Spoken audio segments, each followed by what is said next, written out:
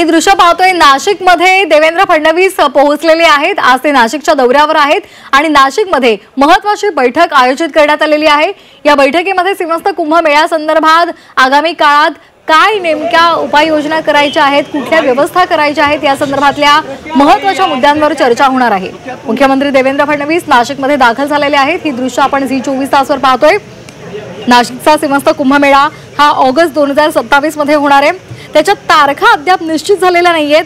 त्र्यंबकेश्वर आणि नाशिक इथल्या साधू महंतांनी तारखा जाहीर करण्यासाठी आग्रही भूमिका सुद्धा घेतलेली आहे आणि त्यामुळे या बैठकीमध्ये सिंहस्थ कुंभमेळा संदर्भातल्या तारखांची अधिकृत घोषणा होण्याची शक्यता वर्तवली जाते।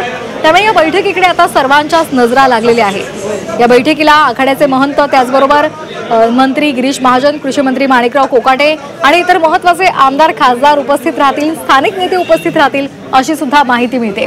हे दृश्य झी 24 तासवर देवेंद्र फडणवीस नाशिकमध्ये दाखल झालेले आहेत। थोड्याच वेळापूर्वी गिरीश महाजन यांनी प्रतिक्रिया दिलेली होती। ही महत्त्वाची बैठक होणार आहे असं सुद्धा त्यांनी म्हटलेलं होतं। या महत्त्वाच्या बैठकीमध्ये कुंभमेळा संदर्भातल्या उपाययोजनांचा आढावा घेतला जाणार आहे। कोणकोणत्या सोयी सुविधा तिथे पुरवायच्या त्या संदर्भातल्या महत्त्वाच्या मुद्द्यांवर या बैठकीमध्ये चर्चा होणार आहे।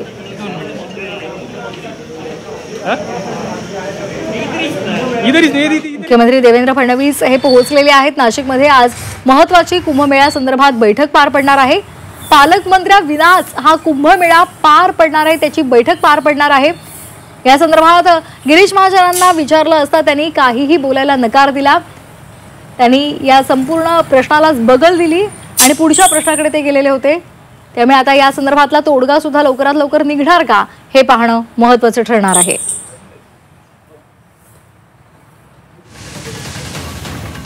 नाशिकच्या कुंभमेळा संदर्भात आज महत्त्वाची बैठक होणार आहे।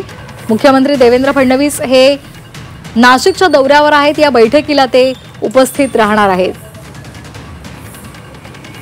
2027 ला नाशिकचा सिंहस्थ कुंभमेळा होणार आहे आणि या कुंभमेळ्याच्या विकास कामांना गती देण्यासाठी सुद्धा या संपूर्ण बैठकीमध्ये चर्चा होणार असल्याची माहिती मिळते।